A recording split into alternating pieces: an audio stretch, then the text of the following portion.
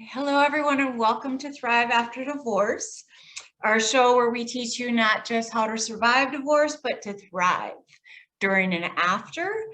Of course, I'm Lisa, and I am here with us.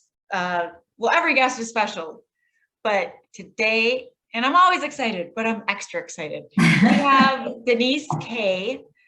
I'm going to let you fill in your last name, Denise, because I went with It's a doozy. Kavaliauskas. Kavaliauskas. Mm-hmm. And you got a double whammy between that last name and dealing with today's topic, which is life after narcissism and surviving narcissism.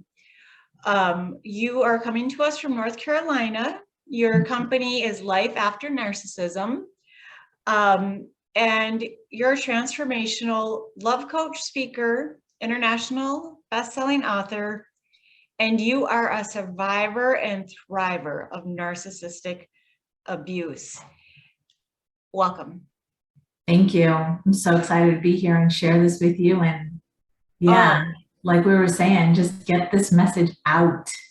Get it out. And this is, and there's so much more here in your bio that I skipped over because I'm so excited to get to you, but I know your mission statement is to enhance the lives of survivors of abuse through the 4 core pillars of healing, and that you empower women to heal the trauma and awaken their true potential to create an extraordinary life after narcissism.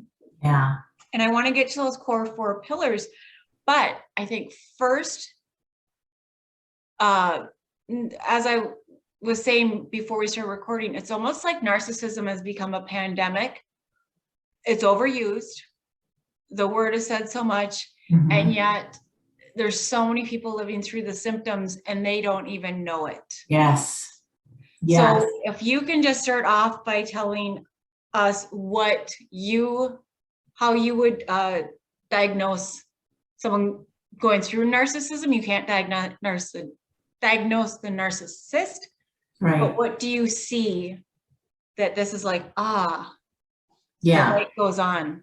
Yeah. And so I first want to share, Lisa, that I was the one who was in a relationship and didn't even know what was actually going on. And for 22 years, I didn't know what was going on. And in fact, I was out of the relationship for, I think, 2 years before the bulb went off. And it was like, oh, that's what it is. I was in a narcissistic relationship with a narcissist, and I was an abused woman. I was in an abusive relationship. So the easiest way for me to describe it is it's everything that an abusive relationship is without the physical. And that's why I call it the silent abuse. Because there's no quote unquote crime going on. You can't call the cops and say, he's belittling me, he's treating me like crap, he's threatening me to, leave me and take all my, the kids and the money and, all of those things, right? You can't call the cops and say, my husband threw me out, I have nothing, this is a true story, I have nothing on me and I have my 2 babies with me, and where am I gonna go? Like, those are not quote unquote crimes. So narcissistic abuse is the emotional abuse. It's the things that make you cry when you're in a relationship, when he's being mean or he's belittling or he's saying, I've had women tell me, Lisa, like she couldn't even load the dishwasher right. He would criticize her for that. It could be the littlest things that are monumental to him, right? And this goes for men too. We're talking in terms of a woman being the victim and the man being the narcissist, but obviously there's narcissistic women out there who are married to men. Very much. And mothers. Very much. There's narcissistic wives, mothers, co-workers, sisters. Sisters, yeah. Mother-in-laws. Yes. I was in that club. And so that's like the simplest way that I can explain what narcissistic abuse is. It's when, it's the emotional abuse, it's the criticizing, it's the belittling, it's you can't do anything right, not even load a dishwasher, right? It's where everything is about him and nothing is about you or the children. Like everything is about what how he feels and what he's going through and how his day went. And you're just there to serve. And I think it's important to tell, when I talk to people, there's 4 types of narcissists. Mm-hmm. I mean, knowledge is power, but you really have to narrow it down to who you're not just dealing with a narcissist, but which type, Mm-hmm. because they all have a different insidious way. Yeah. And so you might look at one profile and go, no, that's not him or her, where the other profile of a narcissist Yeah. can fit. Yeah. So I like to just put it in categories of just the overt and the covert. Yeah. Because there's, like you said, there's insidious ways. So the covert is more difficult to detect per se, because they still have the qualifications. So my experience was the overt, grandiose. Aren't I lucky? Yeah. So my ex was very over the top with everything, right? He couldn't just go to the gym and be healthy. He had to go to the gym and have every sculpting muscle showing, but then walk out of the gym and smoke cigarettes. So then, there's everything was just so over the top with him, right? That phrase, go big or go home. Well, there's something to that, go big or go home, right? And the all or nothing with them. Yeah. Yeah. All or nothing. Yeah. So like, I remember one incident's popping in my head right now. Our children were small, like car seat small. And he comes home, he takes my vehicle. I don't remember what I had at the time. He took my vehicle and he was going to trade it in for a Corvette. And that was going to be my vehicle. Okay. Well, number one, I have 2 small children, you know what I mean? Like, oh, but the Corvette is so sweet, will look so good in it and this and that. And I was like, yeah, but what about the kids? What about our children? What about groceries? Yeah. So just so over the top. We're covert, they're more under the line, where they're more, it's harder to detect. They're acting like your friend and sabotaging you behind your back. Yeah. You can still detect. But, and this is why we're sharing this, right? Is to educate people, educate women and men to know and detect these personality disorders. So, and also the biggest thing that I share, Lisa, with people is like, if you're questioning it, there's something there. Yeah. And you want to investigate that further. I also share with people, if you're in any relationship where you feel that your needs don't matter, you don't count, you're not an equal part in the relationship, or he's yelling or belittling you or criticizing you and you're crying more than you're laughing, and you wake up and you're like, because I remember I didn't even want to be in the same room as my ex. There was just being around him is just like, you have to put on this facade and be this person that he wants you to be. Then that's something to really take a deep look at. Yeah, I say it's death by 1,000 cuts. Mm-hmm. And physical abuse is awful. This is not on this. We're not comparing it to this. But if you were punched, you don't need to question it. Right. You know it, the world knows it. Mm-hmm. With the narcissist abuse, which I think is the key word that people know, it's abuse. Yes. It's death by 1,000 cuts. And it makes you wonder, am I crazy? Am I overreacting? Yes. Did that happen? They're usually so amazing to the outer world that you don't want to feel like always complaining or snitching out your part. But it's death by those. They know what they're doing. Mm-hmm. Yes, that's a great description. Yeah. And do you think that's a question that really can't be answered? It can, but you get different things. Do they know what they're doing? What's your take? They do. They do know what they're doing. They're manipulating and controlling the other person. And they know it's basically, they do whatever they can to get their way. Whatever the situation is, the outcome is going to be, it's my way.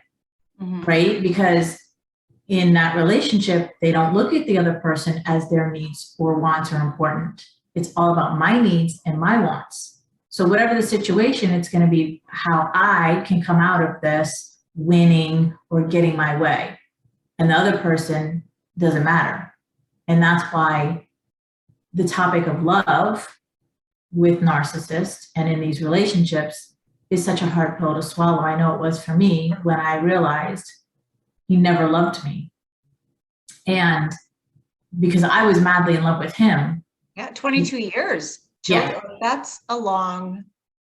Right.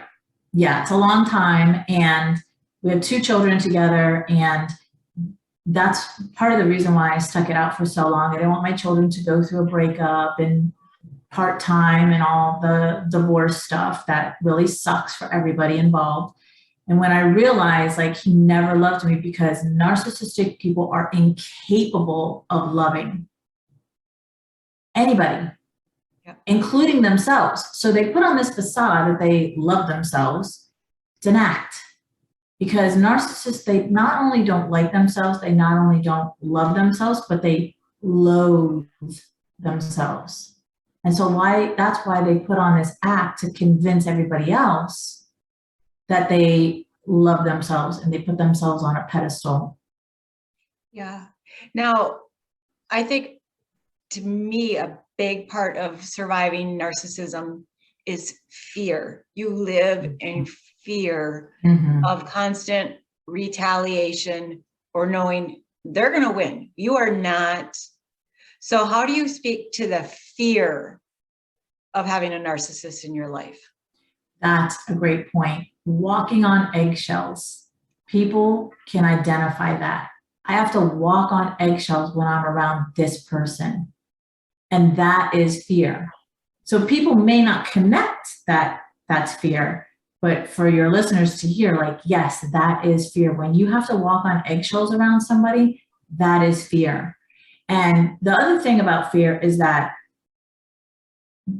so I don't want to speak to every abusive relationship, because there are some abusers who do act out their threats, but I'll use myself as an example. My ex, a lot of the threats were empty threats, right? And when you are in fear of this other person, then he has more power and more control over you. But when you stand up, and that's what I did, I would stand up, not all the time, but I would stand up to his threats, he'd back down, right? Call him out. Right. But there has to be,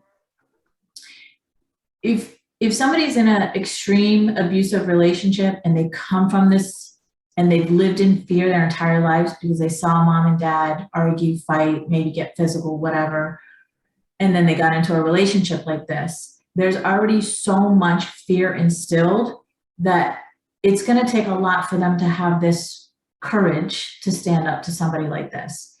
Where in my experience, I came from emotional abusive home, and then I got into a more extreme, emotionally abusive and sometimes physical relationship with my ex. And so I did sometimes have that courage to stand up to him. And through my experience, every single time I stood up to him, he backed down.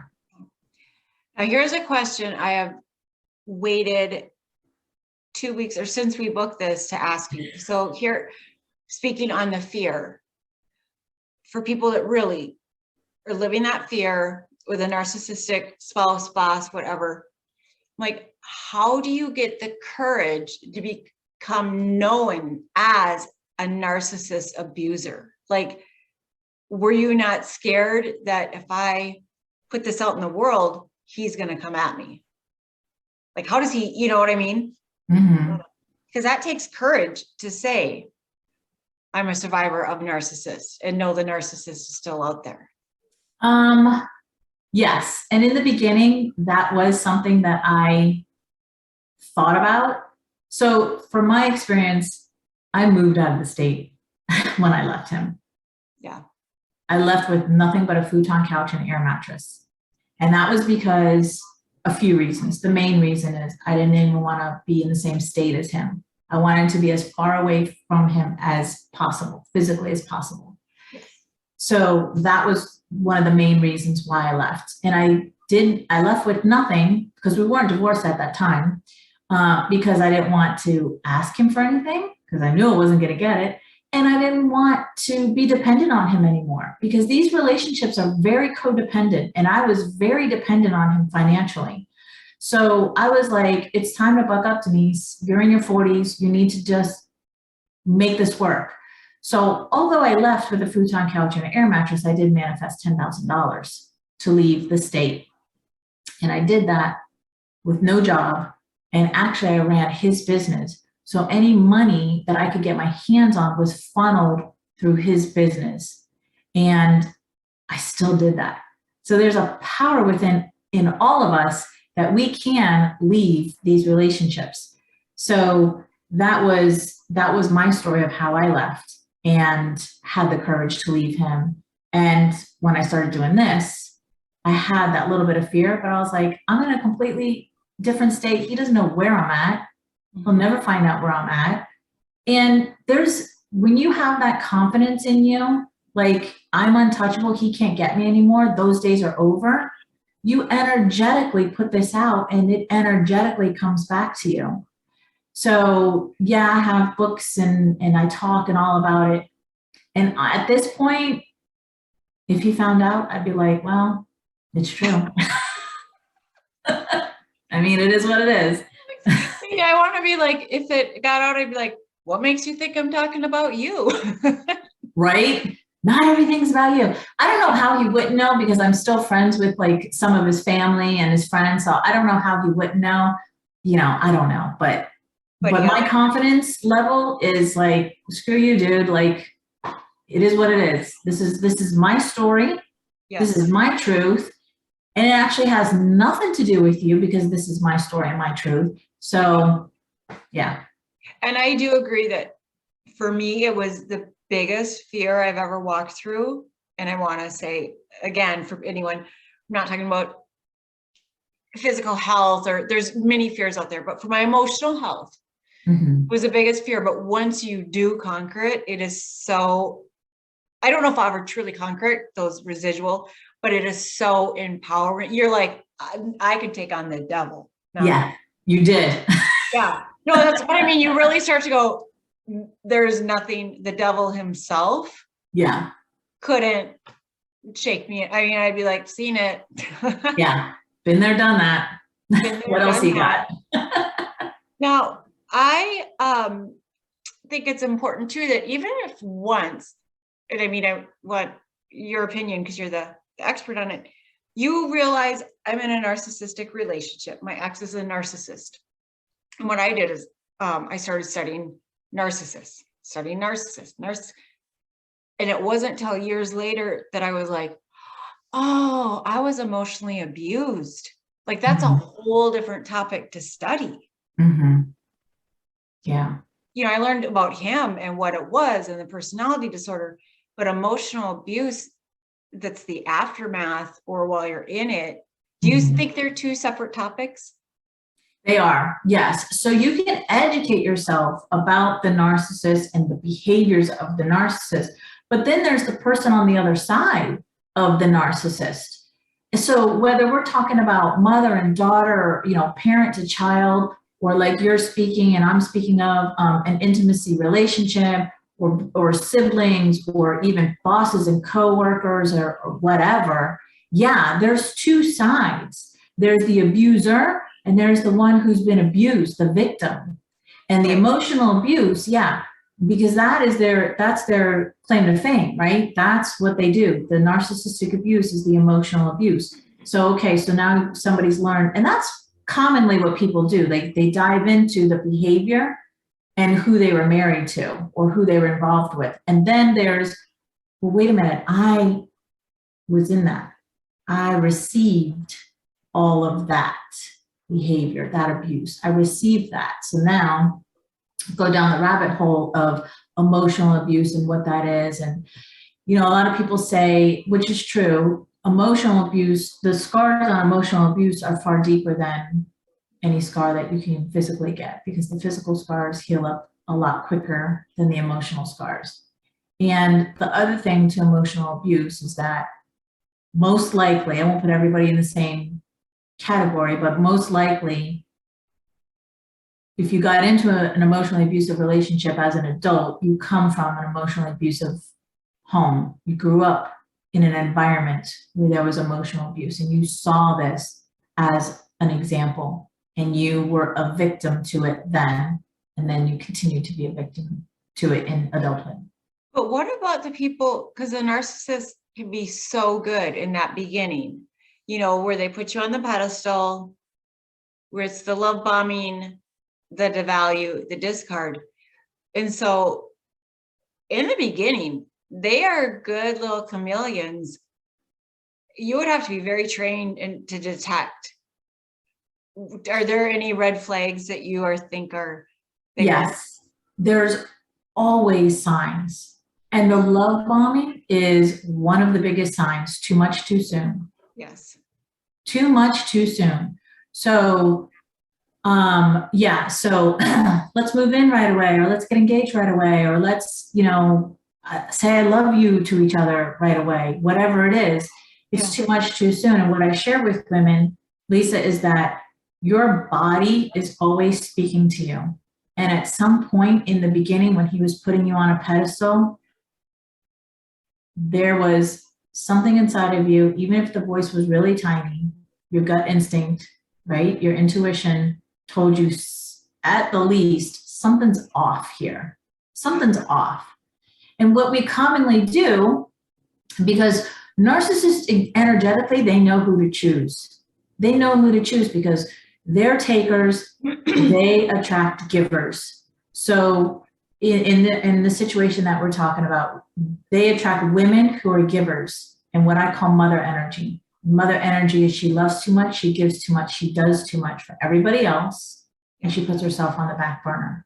So when she gets into this type of relationship, this is what she does.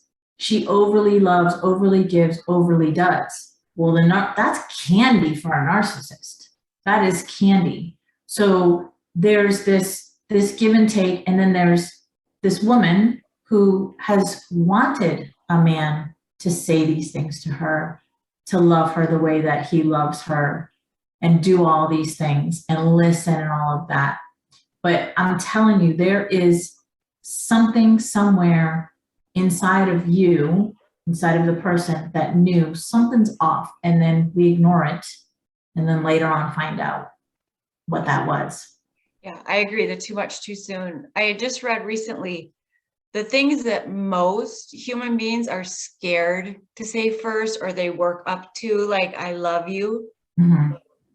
They don't have that fear because they don't have that conscience to Right. even know, like, this is a big step. I'm saying strong words. Does he feel the same way? No, they just blurt it out there and like, let's move in together and it's going to be great. And you know, for the most people listening to us right now, they're not 20 years old where you swooped up in that, oh, he's the one. We're old enough that look at the signs, listen. Mm-hmm. Yeah. And you know, you say how you said it was candy, like a giving person is candy to the narcissist. Mm-hmm. But it's important to remember, if you're the giver, a Mm-hmm. narcissist can be candy to them. Mm-hmm. The empath narcissist relationship, because you have someone who wants to be doted on, who you know, it's a natural affinity, and yes, energy exchange. Energy exchange. And I'm an empath, and I read somewhere and it made sense. The other great thing is, as an empath, we feel too much and we give too much. And when we can be with someone who really doesn't feel, it allows us to kind of not feel their pain, to not feel their hurt or anxiety. Mm-hmm. So for the women or men out there listening that think, I can change them, Denise, I can change them. I love them so much. I know with just a little help, I can change them. I'm going to take a deep breath on that, because for 22 years, I thought that I can change him. I thought that before we even got married. I thought that after we got married. If I just changed myself, if I said the things that I know he likes to hear or doesn't like to hear, if I changed the way I dressed, if I changed this, if I did, and I did all of those things, and it never worked. And then when things got really bad in our relationship, so drug use, suicidal attempts, psych wards, all of that, I showed up even more in my rescuer, called the rescuer, trying to save him, trying to change him. It didn't work even more. So the more I was trying to save him and change him, or change myself to be who he wanted me to be, it never worked and it got worse. So as far as for your listeners, you can never change the narcissist. You can only change yourself. The narcissist doesn't want to be changed. They don't even see a problem. They think you're the problem.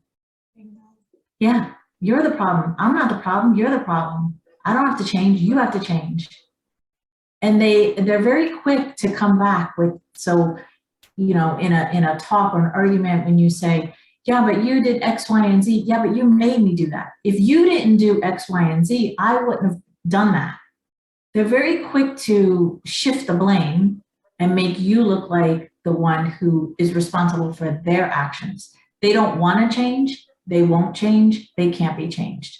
So my biggest advice that I share with women is that you're the only one who can change you and how you show up energetically in relationships, so that you can now choose energetically somebody who's a match for you, that you have an equal, loving partnership. Yeah. And when people understand it's a personality disorder, it's, yes. You can't change it any more than you could change schizophrenic person. Right. Like, it's a personality disorder. And when you were saying how they can flip it so fast, isn't it amazing that a narcissistic personality has a memory like an elephant? Like, you think they don't listen, they can pull out something from 15 years ago like that. Yeah. And so can you speak on sometimes if they come off caring or nurturing, they might really be gathering intel? That's exactly what they're doing. Yeah, that's exactly what they're doing. So in the beginning of these relationships, they show up as this charming, charismatic, loving, doting person who shows up at your door with flowers because he remembers you said you liked yellow roses, so that's what he presents to you.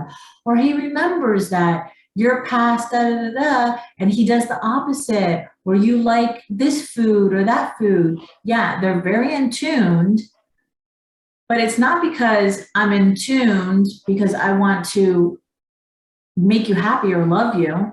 They're in tune to use it as manipulation tactics. It's all about manipulation and control. So when they listen and they find out what your favorite food is or your flower, it's to gain more control. They manipulate their way to gain more control over you.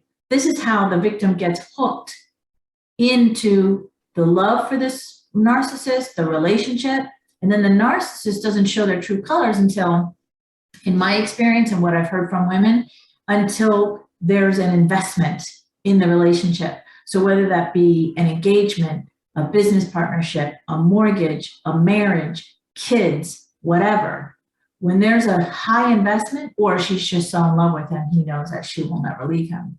When there's a high investment in the relationship, that's when the true colors come out. And that's when he acts like a, can we curse? Sure. Fucking asshole. I think that's even being nice. Right. Yeah. I read somewhere once a meme that said, what did it say? Something like, you can't prove to me my husband isn't Satan because I've never seen them both of them in the same room at the same time, or something. Like, when they turn on you, it's like that, go big or go home. You're on, you're off. When they turn on you, you need to be prepared that it's going to be different probably than your friend's divorce or your friend's breakup. Right. Yes, that's true. That's very true. And there is a way for you to divorce or separate or leave this relationship in a safe way, mind, body, and soul, to recreate your life, to rebuild your life, to have an amazing life after narcissism. The thing is that when there's been so much fear in the relationship and that person has been energetically bogged down with fear and control and manipulation, they think like, oh God. And then they go into the, I'm sure you've heard this a million times, they go into the court system and the manipulation and control continues, gets worse. But there is a way for you to stop. It's a feed, right? It's an energetic feed. Yeah, you're their supply. Exactly. When you stop being the supply, when you really stop being their supply, they're going to find somebody else that fills their supply bucket. Yeah. Do you have tools that you like to use, like Gray Rock, or what do you, for women that are maybe in the divorce process, in the court system, or what I want to touch on, because you've lived it, is co-parenting or parallel parenting, or like what, so how can they do it? How do they? So my experience is I waited till my children were graduated from high school, at least one of them. So my son is just a year younger, and they were 16 and 17 when I left. Okay. So my son didn't want to come with me here to North Carolina from Florida, where we're from. He wanted to stay initially with his grandfather in Florida, but then his dad manipulated his way, tricked him to stay with him. So that's what, if he's at an age where like to pick up and leave, that's not the age you really want to do that. Right. I mean, no matter what, you would stay with a best friend, a grandpa, or whoever. Right. So, but for women who do have younger children, yeah, it's a lot more trickier, but it's still doable. So yes, Gray Rock. Yes. Do not communicate verbally, text messaging, right? Email only. Then women, some people say, but they're with the kids. Okay, that's when you have to have this trust that your children are okay. Keep your email close, right? Because you want to use the email. I know divorce lawyers say this too. Use the email as the way of communication because it's tracked and it's a copy paste and all of that. And it can't be changed. Your words cannot be twisted. Right. Exactly. It's black and white. It's right there. Yeah. And so for me, it was my son stayed with him. Our daughter went with me here to North Carolina, and I cut off all communication with him. And well, he did too, because he was pissed because I left. Right? How dare you leave this amazing life that you had? Like, and to show like you hurt his ego, I'm sure, in the surrounding neighborhood, like very much so. Like when you pick up and leave. Yes. I had to leave him like. Because my ex used to say to me, when I would address like this is happening or that's happening or the whole parenting thing, the story that I would get was, what are you complaining about? We live in a beautiful home. You drive a nice car. Kids go to private school. Like, do you go to bed starving?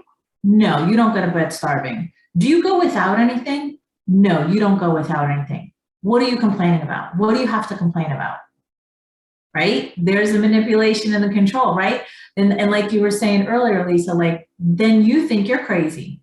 Then I was like, because all those things he stated were true. Yeah. But my needs, my voice, my wants were never addressed in the relationship. Never. I had that. I was told you were so spoiled. Yeah. And I remember thinking, I just want someone that says hi.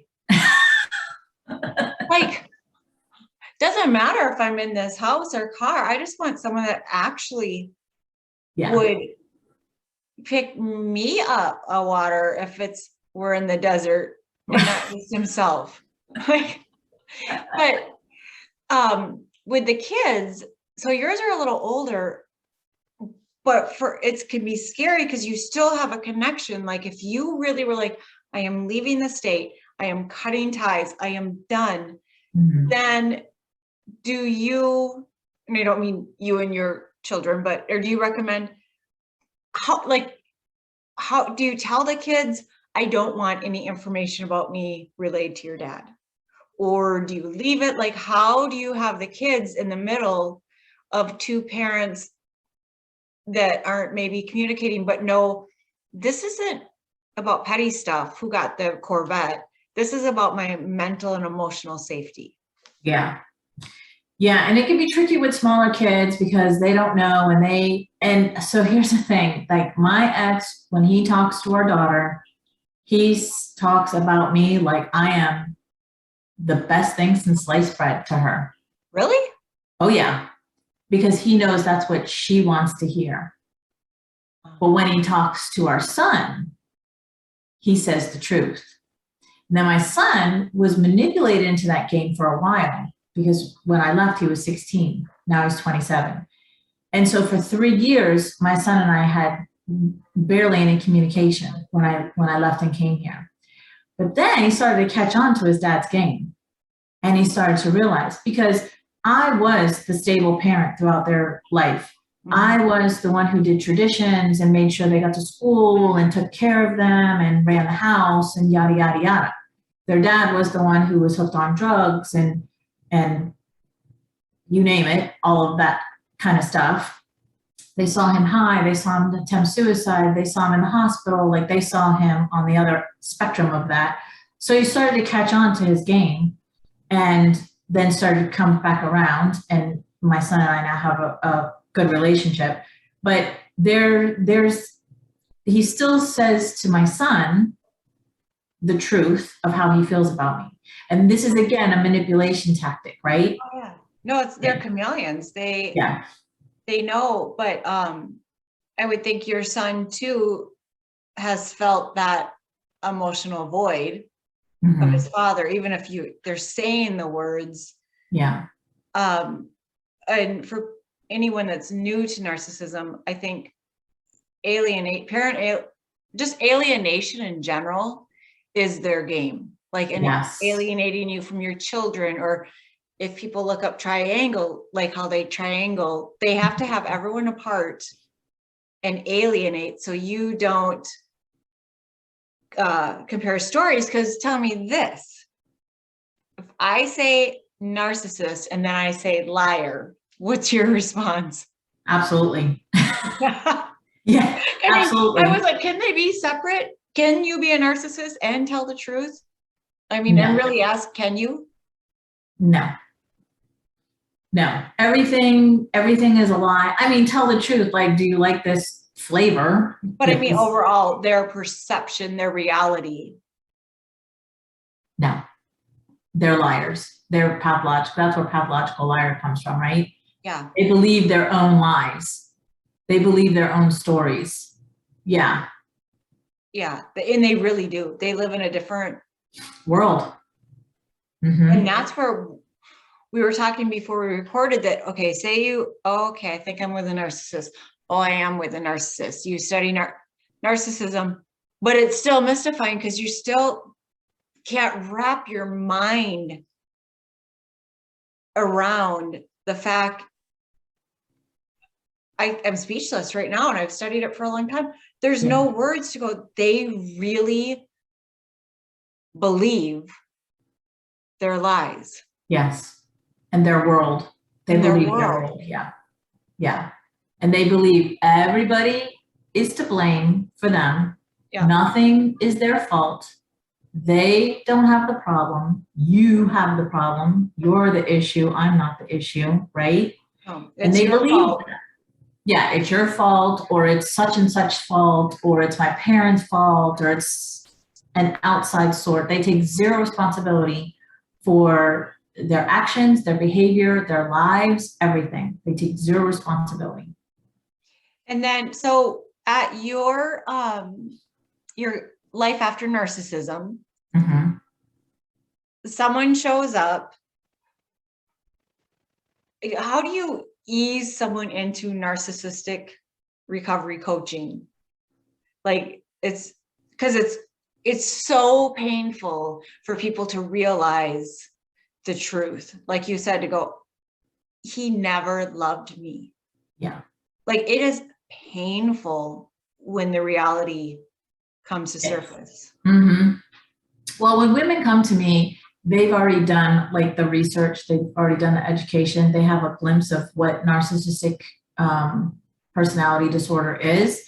And they come to me wanting to overcome that because they're seeing the cycles in their relationships as one narcissist after another narcissist after another narcissist. Really? And oh yeah. They keep going back to the same. No, not the same one. Different No, but people. I mean, wow. They're attracting the energy of this personality. And so they're confused because these are good people. And like you said, empathic. My clients are, the majority of them are empathic people, women, and they're confused. Like, I'm smart. I'm a good person. I want to have a relationship. It's not like I want to sabotage a relationship. You know, I'm successful. I'm beautiful. What the F is going on? Why do I keep attracting these assholes? Yeah. Saying it kindly again. Yeah, it really is. I mean, I say predators. They're predators. Yes, that's a great description. Yes, they are 100%. So the first thing that I share with them is I think there's a relaxed feeling when you connect with somebody who's been through it. Yeah. Like, oh, I'm not alone. Oh, I'm not it's not that I'm stupid, because, you know, we internally beat ourselves up, right? Especially like you said, when we're at an older age, we're not in our 20s and this keeps happening. So there's a soft place to land just in a conversation of like, I'm not alone. Okay, it's not my fault that this has happened, right? And then when you start to put the pieces of the puzzle together, which is what I do for them from the first call on, they start to go, oh, it makes so much sense now. Yeah, and that my big that was years later. I'm like, I wasn't reading a book on narcissism. I read a book recommended on emotional abuse, and then I was like, oh, that's, you know, that. And then I was diagnosed with PTSD, and I swear it was the happiest diagnosis. I was like, I'm not crazy. I am not crazy. Nope. It was little stuff, even like I was really jumpy. I'm always jumpy. Or there's things that you might not even recognize as symptoms. Yeah. As PTSD or those things. But for those women dating the same person, or men, we always say, I didn't have to go through this because it was so long ago. But what do you think about the I want to say electronic dating world, all the apps, all the online? Because don't you think that's a narcissist playground? Oh yeah. Oh yes, definitely. Yeah. Yeah. So can you talk? Because I won't even enter the playground, because I'm like, I'm sure there's lots of nice men on there or women, but this is where a narcissist could bedazzle you. So what do you have any recommendations on online dating? Yeah. So the first one is this, everything that we're talking about is energy. I have energy, you have energy, the narcissist has energy. And like I said before, they seek out or prey upon a certain type of energy, right? Which I was giving in the example, the mother energy that I call it, where she loves too much, she gives too much, she does too much. Yeah. So what I would say is, once you shift your energy from the mother energy, right, into the woman, I call it the woman energy. Some people call it the feminine energy, the divine feminine. It's all the same. Yeah. When you shift into that woman energy, narcissists don't go for that type of energy because she stands in her power. She'll call him out on his bullshit, right? And some people say, oh, that's a bitch. She's being a bitch. Well, is she being a bitch, or does she just see right through the veil, right? So there's all these misconceptions because mother energy doesn't want to be viewed as a bitch. And perhaps she was called a bitch when she was truthful and she did instinctively, call out what she felt in her body. And then, so ever since then, she retracts back to being the mother energy. So when you shift into the woman energy and you go online, you'll spot this shit right away. Like you'll spot it. I mean, I see pictures and intuitive hits, right? Yeah. The closer you get to your intuitive side, your higher self, the more that you're going to spot them out. Like now, because I've gone through my healing journey and I'm very intuitive because I've worked on that, right? Well, we're all intuitive, but you know what I mean? Yeah. Clear the tunnel. And then, so now I can see a picture and I'll get a hit, right? I get chills. So, certain pictures, I literally never seen a person. I can't say. A friend of mine, I saw a picture who she's dating. I got chills. I was like, nope. That, Lisa, is the perfect example of your body communicating with you and that our bodies never lie. So the chills on your body are speaking to you, right? But for my clients and women that I speak to, they get those types of hits, intuitive hits, but they ignore it. So they go on a date. He looks good on paper. He dazzled and wazzled her, like to get on the date. She goes on the date, and that's when her body, like something's off. So he said something like one date I was on, first date or second date, and he was like, yeah, I think I like you too much. Well, that was a hit for me. Another one was the way he looked at me was like he was going to bury me in his backyard or something. It was so creepy. But I acted on those hits to where I was like, no, something's off. I don't need to know what it is. I just know I'm not connecting with that person. But a lot of times they ignore these intuitive hits because he looks good on paper, or he's really handsome, or he's telling me everything that I've always wanted, whatever it is. Because right? They want somebody. They just want to meet Mr. Right. Yeah. And he's getting that. Exactly. And they ignore. Yeah.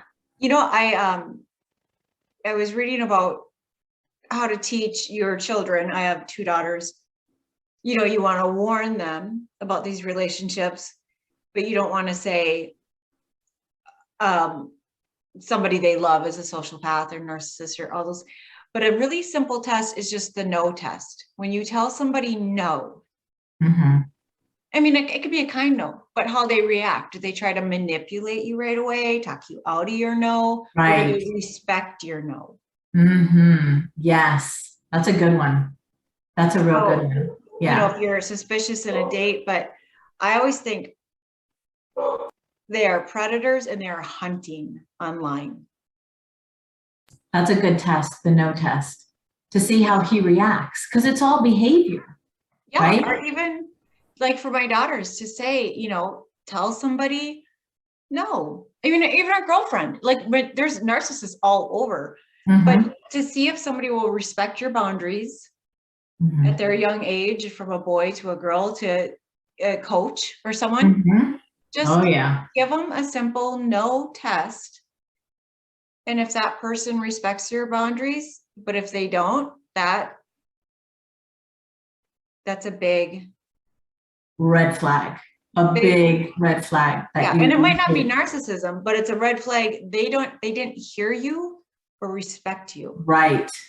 And narcissists are so disrespectful. So again, in the beginning, they appeared to be very respectful, right? Because I heard that you like yellow roses. So I showed up with yellow roses, but they're so disrespectful. And the first time, one of the stories that was popping in my head earlier when we were talking, Lisa, was, the day of my wedding, the day I was getting married, the bride can't see the groom, that whole tradition thing, right? So he was with his brother, whoever, and I was with my sister-in-law, and I had taken the brush to brush my hair because I was getting ready to get married.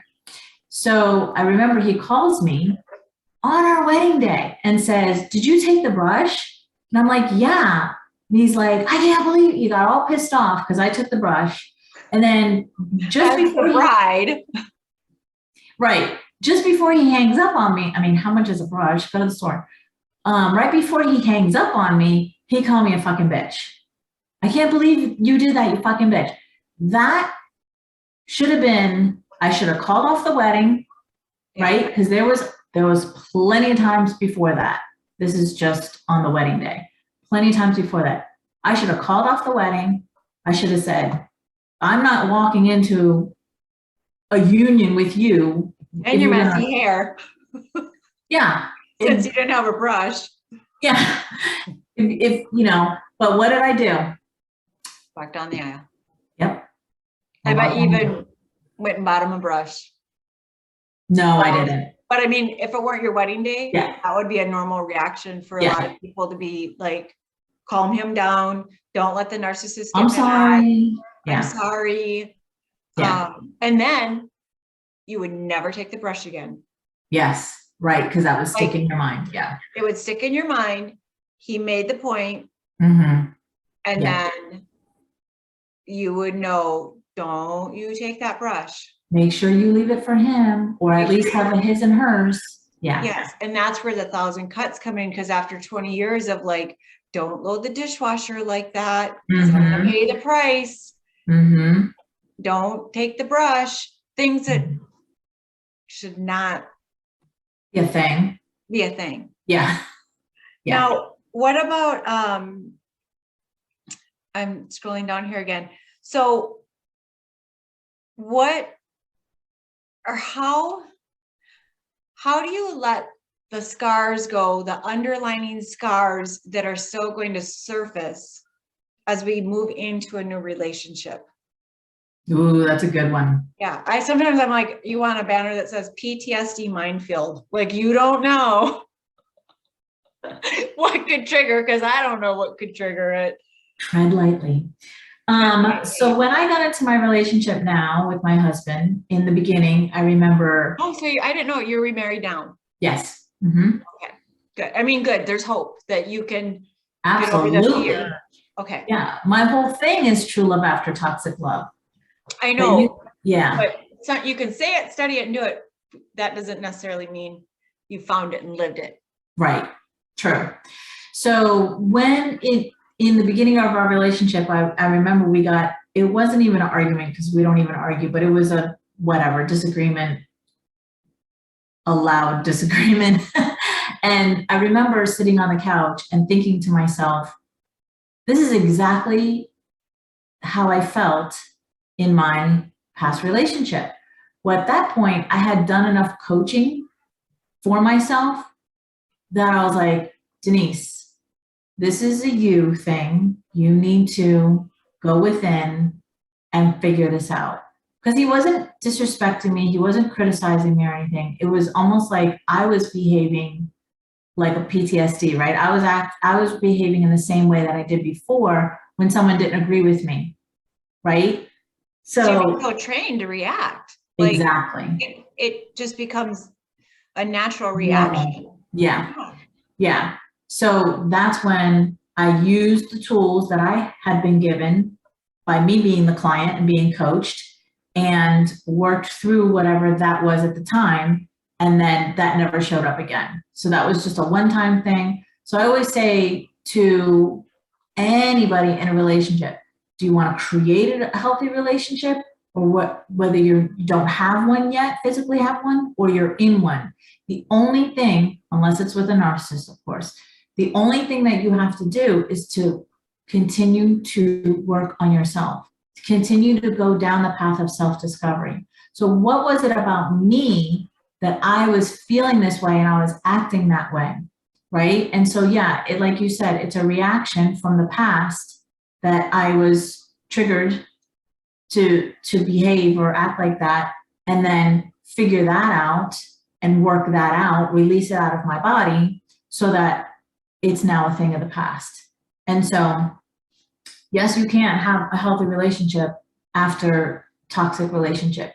Do you think that your husband now, or the person that comes after the toxic relationship, do they have to like work double hard to earn your trust? Or, because I don't have that yet, but I think, man, somebody to earn my trust again, to really trust, or to believe someone could be kind? I always say everything begins and ends with you. To learn how to trust yourself. You're right. And yeah. See, now I'm getting into where I would have to be coached because I'm falling into my emotional stuff. But Right. You're right. The first person you have to trust is, if you trust yourself, then you will trust the person that you choose. Then you'll know whether to trust that other person or not, right? Because you trust yourself. So like we were talking about earlier, so if you meet somebody and you fully trust yourself and you're getting intuitive hits that something's off, and you don't, and he looks great on paper, he's everything that you've been looking for, you don't go down the rabbit hole of, well, maybe he's having a bad day or all of that. You go, nope, something's off and I don't even need to know what it is. I'm out of here. I'm not going on a second date. And look how fast that kicked in. Any other topic, I could stay on topic. This, I could fall right into my own fears, mind trap, and have this turn into a coaching session so fast where I'd be like, I'm scared to meet a good guy. I'm scared to meet another bad guy. And you're right. And I know, but your mind takes over. Yes. Like, how can I trust him? How could I? And then you're like, hello, Lisa, Earth. You know this. You know this, but that's how fast it can kick in. Right. So what about, we haven't gone over your core pillars, if we can get to that. Sure. So I want to first share that the three of the four core pillars are not mine. They come from our greatest masters like Jesus, Buddha, Krishna, masters like that, who tested these three keys to healing the mind, healing the body, healing the soul, right? And it comes from the book, The Mastery of Love by Don Miguel Ruiz. Yeah. And that book is like a Bible to me, because not only does he explain it in such simple terms, what self-love is, relationships are, at the end, he goes through these three keys that were tested from our great masters. So the three keys are self-love, forgiveness, and truth. Those are the three keys that they say that you can heal your body, you can heal your mind, you can heal your soul if you go through these processes of these three keys. The fourth one that I added is trust.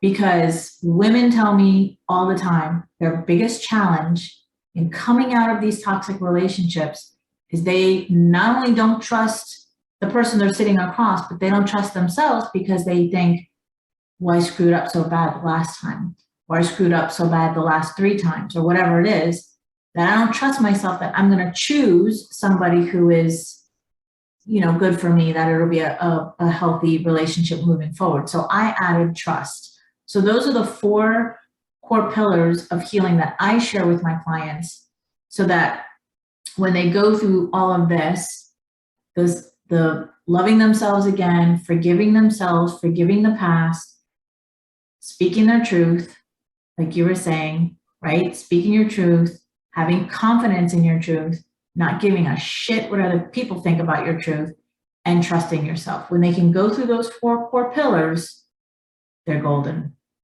Yeah.